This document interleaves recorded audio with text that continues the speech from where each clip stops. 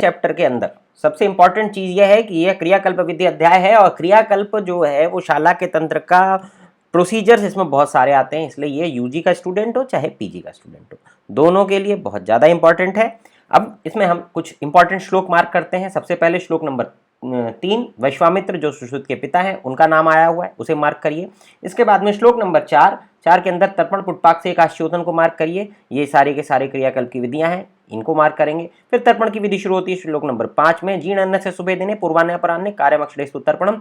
तो कब करना है? जीर्ण अन्न से, अन्न के जीर्ण हो जाने पर, अच्छे दिन में, पूर्वान्ह अपराह्न जब भी करना हो। तो ये देख करके हमें तर्पण की विधि हुई। कहाँ करना है? तो वात आतप रजोहीनम, वात आतप से और रज से हीन ऐसे कक्ष में करना है। वेशयंती उत्तानशायिना, उत्तानशायी कर करके कराना है। किस चीज का इस्तेमाल करना है? आधार किससे बनाना है? तो आधारो माशचूर्ण, माशचूर्ण से आधार बनाना है और अच्छे से बना करके नेत्र कोश के ऊपर इसको पूर्ण किससे करना है? क्वेश्चन आएगा पूर्ण किससे करना है? तो सुखोदक में विलीन किए हुए घृत के मंड से पूर्ण करना है, मतलब डायरेक्ट हीट किया हुआ घी नहीं लेना है। टेम्परेचर रेगुलेशन का एक तरीका है ये। कहां तक भरना है? पक्षमाग्र तत्व, आप पक्ष में डूब जाए इतना भरना है। इसके बाद किसमें कितना करना है, कब तक कितनी देर तक रखना है? तो स्थाप्यम पंच तदवाक्षतानि तु स्वस्थ, स्वस्थ व्यक्ति में 500 मात्रा और कफज में 600, पित्तज व्याधि में आपने 800 और वातज व्याधि के अंदर 1000। जितनी ज्यादा रुक्षता उतनी ज्यादा देर तक स्नेह को वहां पर हमें रोकना है। इस प्रकार से करने के बाद में आचार्य कहते हैं ये तो हुआ दोषानुसार, लेकिन अगर हम स्थानानुसार देखेंगे तो क्या हुआ? 10 दष्टमस्था अष्टौ च वाक्षतानि विभावयेत् ततश्च अपांगश्च स्नेहं श्रावयित्वा शोधयेत्। इसके बाद में क्या क्या है कि आचार्य कहते हैं कि संदिग्ध रोग हैं अगर, तो कितना रखना है?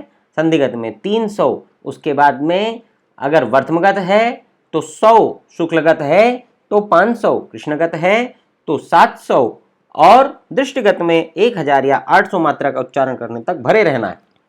निकालना कहाँ से? अपांग की तरफ से इसको निकाल देना है घृत को। तो आचार्य कहते हैं कहाँ से निकालना है? ततश्च अपांगगतः स्नेह श्रावयित्वाक्षि शोधयेत्, और अक्षि का शोधन करना है। शोधन करने की विधि इसके बाद आचार्य बताते हैं। श्लोक नंबर 11 पे आइए। स्विन्नेन यव पिष्टेन, यव का जो पिष्ट है मतलब यव को चूर्ण करके जो आटे का हम वो बनाते हैं पिंड सा, उससे हमें स्विन्नेन यव पिष्टेन, और उसके बाद में हमें धूमपान कराना है। कफ उत्क्लेश हुआ है उसका शोधन करने के लिए। इसके बाद में तर्पण काल की मर्यादा भी आती है। न्यून दोष या वात दोष में 1 दिन, मध्यम दोष या पित्त दोष में 3 दिन, प्रबल दोष में कफ दोष में 5 दिन तक तर्पण करना है। और ये हमारा तर्पण काल मर्यादा हुई। 12वां श्लोक। आगे बढ़ते हैं, श्लोक नंबर 21 पर आते हैं। श्लोक नंबर 21 जो है उसमें हमें पुटपाक के बारे में वर्णन किया गया है। तो पुटपाक के भेद उसके 22 देखिए। स्नेहनो लेखन यश्च रोपण यश्च सत्रदा हिता स्निग्धो अक्षरुक्षश्च स्निग्धश्च लेखने। दो स्नेहन, लेखन और रोपण 3 प्रकार के पुटपाक का वर्णन यहाँ पे आता है। श्लोक नंबर 23। स्नेहन पुटपाकस्तु धार्ये द्वय वाक्शतेतु। स्नेहन पुटपाक को कितनी देर तक करना है? द्वय वाक्शतेतु, इसको मार्क करिए। 200 मात्रा गिनने तक स्नेहन पुटपाक को धारण करना है। लेखन कितने देर करना है? लेखनो वाक्शतम तस्य परम धारण उच्यते। लेखन को ज्यादा देर नहीं रखना है, तो वाक्शतम तस्य अधिकतम 100 वाक मात्रा तक रखना है। 26वां श्लोक देखिए। लेखनात् त्रिगुणम धार्यम पुटपाकस्तु रोपणे। 2 बातें यहाँ पे ध्यान रखनी है। अगर सीधे सीधे मात्रा देता है तो 300 आता है तो भी सही है, और अगर 300 के बजाय वहां पर लेखन का गुना शब्द दिया जाता है तो भी सही है, क्योंकि आचार्य सुश्रुत ने श्लोक में लेखनात् त्रिगुणम ऐसा वर्णन किया है। इसके बाद में क्या करना है? वितरेत तर्पणोक्तम तु धूमम हित्वा तु रोपणम। उसी प्रकार से हमें धूमपान करवाना है। कैसे? जैसे तर्पण में करा, ठीक है, लेकिन कब नहीं करना है? रोपण पुटपाक को छोड़कर शेष दोनों में तर्पणोक्त धूमपान का सेवन करना चाहिए। स्नेहन स्वेदन दोनों करना चाहिए। रोपण पुटपाक में स्नेहन और स्वेदन दोनों नहीं करने चाहिए। आचार्य क्या कहते हैं? ध्यान रखिए। स्नेह स्वेदो दो कार्यो कार्यो नैव च रोपणे, करना ही नहीं है रोपण के अंदर। अब यंत्रणावधि क्या होती है? यंत्रणा का मतलब क्या हुआ? परहेज कब तक रखना है? तो क्रियाकाल का द्विगुण काल जो है उस तक हमें यंत्रणा तो क्रियाकाला द्विगुणम कालमिष्यते यंत्रणा करना है। आगे चलते हैं। पुटपाक बनाने की विधि श्लोक नंबर 33। इसमें 3 चीजें इंपॉर्टेंट हैं। कौन सी चीज कितनी लेनी है? तो 2 बिल्व मात्रा में पिंड लेना है मांसस्य पेशितो, और बिल्व मात्रा में द्रव्य लेना है, और द्रव लेना है कुड़व मात्रा में। ध्यान रखिए, द्रव्य बिल्व मात्रा में, द्रव कुडव मात्रा में। अब बिल्व क्या होता है? 2 बिल्व के एक पल 4 तोला होना चाहिए, ठीक है। तो इसी प्रकार से हम आगे मात्रा देख लेंगे। आगे चलते हैं। अगला श्लोक जो हमें इंपॉर्टेंट देखना है वो है तौ आश्योतन के बारे में वर्णन आता है। श्लोक नंबर 45 श्लोक नंबर है। आश्योतन का वर्णन किया जा रहा है। कितने प्रकार के हैं आश्योतन? उसी तरह से 3 प्रकार के आश्योतन है, लेखन, स्नेहन, रोपण। आश्योतन का ध्यान रखना है, मात्रा बिंदु में वर्णित है। तौ त्रिधैव उपयुज्येत रोगेषु पुटपाकवत, पुटपाक के समान। लेखने सप्त च अष्टौ वा बिंदवः स्नेहिने दश, आश्योतने प्रयोक्तव्ये द्वादश एव तु रोपणे। तो कितना कितना? सप्तौ च अष्टौ च, मतलब जब हमें लेखन के लिए आश्योतन का प्रयोग करना है 7 या 8 बिंदु लेनी है, स्नेहन के लिए 10 बिंदु लेनी है और रोपण के लिए 12 बिंदु लेनी है। बहुत इंपॉर्टेंट चीज है। सेकस्य द्विगुणा काल पुटपाकात् परोमतः, काल मर्यादा क्या हुई? तो सेक का पुटपाक में दुगुना, मतलब जब तक जो भी सेक में मात्रा बताई गई है उसके दुगुने तक करना है। लेखन सेक 200 मात्रा उच्चारण तक, 400 और 600, इस तरह से हमें यहाँ पे करना है। तो 200, 400 और 600, जबकि लेखन में क्या था, उसमें हमारे पुटपाक में क्या था? 100, 200 और 300। तो यहाँ पे 200, 400 और 600। आगे चलते हैं। शिरोवस्ती का वर्णन आता है। श्लोक नंबर 51 क्या कहते हैं? शिरोवस्ती सायाहने, शुद्ध देह में। सायाहने कब करना है? शुद्ध देह में। सायाहने शाम के समय करना है, सीधा बैठा करके करना है, वस्ती को उसको बढ़िया से बांध देना है। और करना कितना, यही इंपॉर्टेंट है। तर्पणोक्तम 10 गुणम यथा दोषम विधानवत, जितना तर्पण किया जाता था उसका 10 गुना करना है। तो तर्पण की मर्यादा कितनी कितनी रही, उसका ही 10 गुना हम यहाँ पर कर लेंगे। इसको हम आगे जब डिटेल पढ़ेंगे तब उसमें देखेंगे। 52वां श्लोक अंजन के भेद बताता है। लेखनम रोपणम चापि प्रसादनम अथवा अपि च, लेखन, रोपण और प्रसादन, 3 प्रकार के अंजनों का वर्णन किया गया है।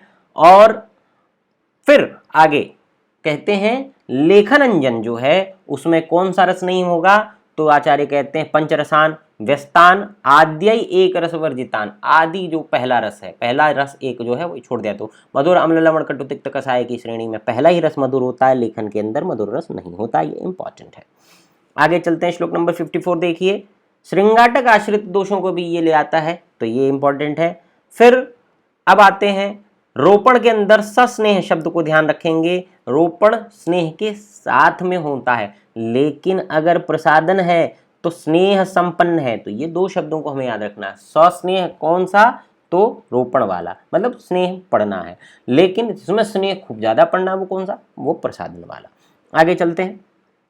गुटिका रसक्रिया चूर्ण त्रिविधानि अंजनानि तु, श्लोक नंबर 58।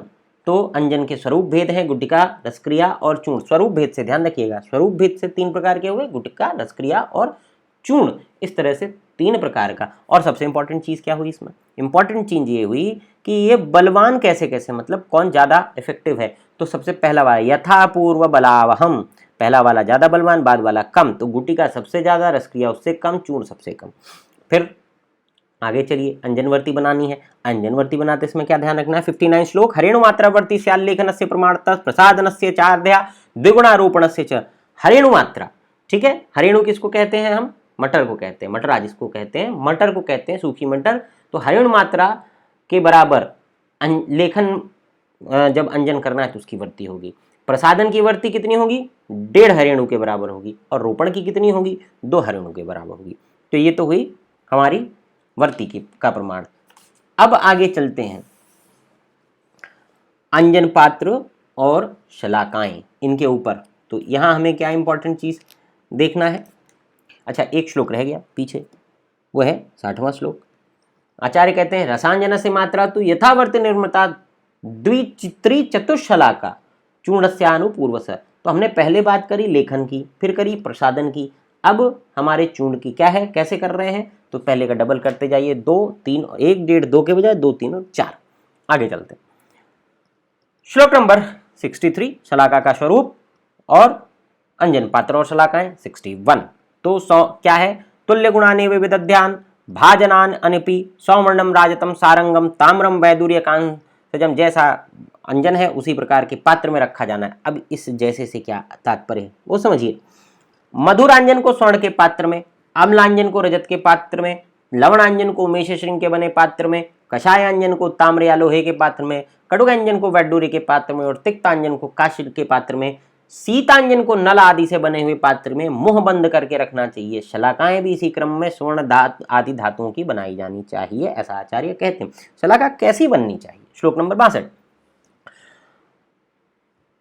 वक्त्र्योर मुकुलाकार, मुकुल जो जाति पुष्प का मुकुल कली है उसके समान का आकार, मल्लिका आदि पुष्प कली के समान, कलाय परिमंडला कलाय के समान परिमंडल वाली मोटाई वाली, अष्टांगुला 8 अंगुल इंपॉर्टेंट है, तनु मध्य बीच में पतली, सुकृतम साधु निग्रह आसानी से बनी, अच्छी बनी हुई, आसानी से पकड़ने वाली, औदुम्बरश्मजावापि शारीरी वा हिता भवेत। तो ये विभिन्न मटीरियल्स बताए गए जिससे इसको बनाना है। आगे चलते हैं, कैसे करना अंजन। बामेन अक्षिबिन निर्भुज्यम हस्तेन सुसमाहिता, बाएं हाथ से पकड़िए, आंख को खोलिए। शलाघ्या दक्षिणेन छिपेत कनीनम अंजनम, दाहिने हाथ से शलाका पकड़िए, कनीनक से अंजन करना शुरू करिए और अपांग की तरफ ले जाइए। इसके बाद बड़ा इंपॉर्टेंट शब्द है गतागतम। कैसे करना है? गत और आगत, मतलब एक बार एक लाइन खींचिए फिर वापस उसी लाइन पे आइए, मतलब लगाइए और वापस आइए, तो जिसे कहते हैं आना जाना वाला। गत आगत, गत मतलब आना और जाना, जाना और आना।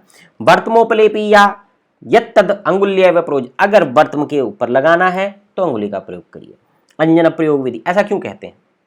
ऐसा इसलिए कहते हैं कि जब अंदर की तरफ हम अंजन लगाएंगे तो नेत्र को बाधा नहीं पहुंचानी चाहिए। शलाका से हम उस चीज़ को जज नहीं कर सकते हैं, उंगली से हम जज कर सकते हैं कि कहाँ जा रहा है। ठीक है, इसके बाद आते हैं श्लोक नंबर 67, 68। 68 में प्रत्यंजन शब्द आया है, हम पहले भी पढ़ चुके हैं। दृष्टिगत रोग प्रतिषेध अध्याय के अंदर प्रत्यंजन शब्द आता है, अंजन के बाद जो लगाया जाता है उसको प्रत्यंजन कहते हैं, ऐसा वहां आचार्य ने कहा है।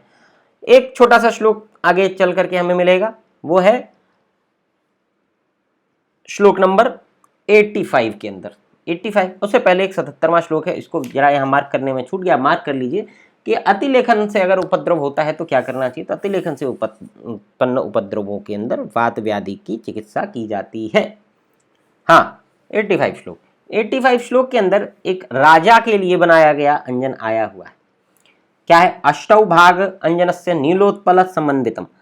ठीक, औदुम्बरम शातकुंभम राजतम च समासतः। शातकुंभ शब्द किसके लिए आया है? तो शातकुंभ शब्द हमेशा स्वर्ण के लिए आता है और औदुम्बर शब्द जो है वो ताम्र के लिए आता है। ये हमें थोड़ा सा इंपॉर्टेंट लगा। यहाँ पे अजा का दुग्ध यूज करते हैं, सकृत रसे, मूत्रे, दधनी, सर्पिसी, माक्षिकी, ये सारी चीजें इंपॉर्टेंट है। राजा के लिए अंजन बनाया जा रहा है, एक श्रेष्ठ चूर्णांजन। इसके अतिरिक्त यहाँ पर हमें भद्रांजन का प्रयोग आया है। ठीक, अच्छा 92 श्लोक देखते हैं। तो 92 श्लोक के अंदर क्या लिखा है? सहस्त्रपाकवतम पूजाम कृत्वा राज्ञा प्रयुक्त, सहस्त्रपाकवत पूजा। ठीक, आगे चलिए। इस पूरे चैप्टर में एक और बड़ी इंपॉर्टेंट चीज बच गई है और वो क्या है? पथ्यादिवर्ती। पथ्यादिवर्ती इंपॉर्टेंट क्यों है कि इसका नाम षोडशादिवर्ती भी है। और षोडशादिवर्ती से क्यों कहते हैं? इसमें काली मरिच 16 भाग लिया गया है।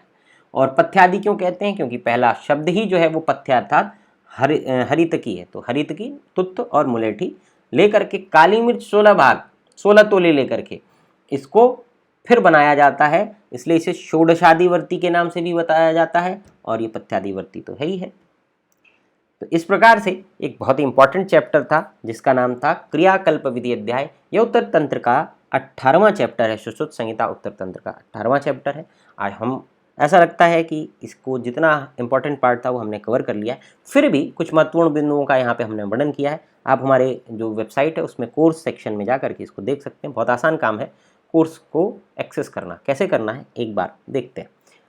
आप अपना जो अकाउंट है, जो कोर्स का अपना लॉगिन अकाउंट है, आप उसको ओपन करिए। ठीक है, जब आप लॉगिन अकाउंट ओपन करते हैं तो आपको इस तरह से सबसे पहले ओवरव्यू दिखाई देगा। यहाँ ओवरव्यू में जाइए तो ये अब तक के जो भी चैप्टर्स हमने कवर कर रखे हैं उसका एक ओवरव्यू रहता है। दूसरा सेक्शन मिलता है आपको यहाँ पे करिकुलम का। आपने करिकुलम ओपन करा, अब आपको सारे चैप्टर्स, क्विजेज, सारी चीज़ें यहाँ पे विजिबल हो जाएंगी। मान लीजिए आपको चैप्टर नंबर 18 देखना है, आप 18 पे क्लिक करिए और आपका चैप्टर नंबर 18 खुल जाएगा। और इस तरह से आप चैप्टर नंबर 18 में जो भी इम्पोर्टेंट चीज़ें हैं वो पढ़ सकते हैं। अभी हमने इसमें वीडियो नहीं लगा रखा है और कुछ चैप्टर्स ऐसे हैं जिनमें इस ट्यूटोरियल की जो क्लासेस हैं उनकी वीडियोस भी हैं, जैसे चैप्टर नंबर 16। चैप्टर नंबर 16 को जो आप खोलते हैं तो अध्याय के महत्वपूर्ण बिंदु, इंपॉर्टेंट श्लोक जो मार्क किए हैं, और उसके बाद में हमारी चैप्टर की वीडियो। तो जिन लोगों का जो चैप्टर है वो लाइव क्लास में मिस हो गया है, उनको यहाँ पे वीडियोस मिलती हैं। तो वीडियोस हमेशा थोड़ी सी 1 चैप्टर 2 चैप्टर पीछे रहती हैं। तो आप इस कोर्स को एक्सेस कर सकते हैं और वहाँ आपको क्विज़ेज़ भी मिलेंगी, रेगुलर क्विज़ेज़ वहाँ पे आ रही हैं। तो इन रेगुलर क्विज़ेज़ को सॉल्व करके आप अपना प्रैक्टिस कितना आपको हुआ है वो भी जज कर सकते हैं। तो इस तरह से हमारा ये 18वां चैप्टर ख़त्म होता है। नमस्कार।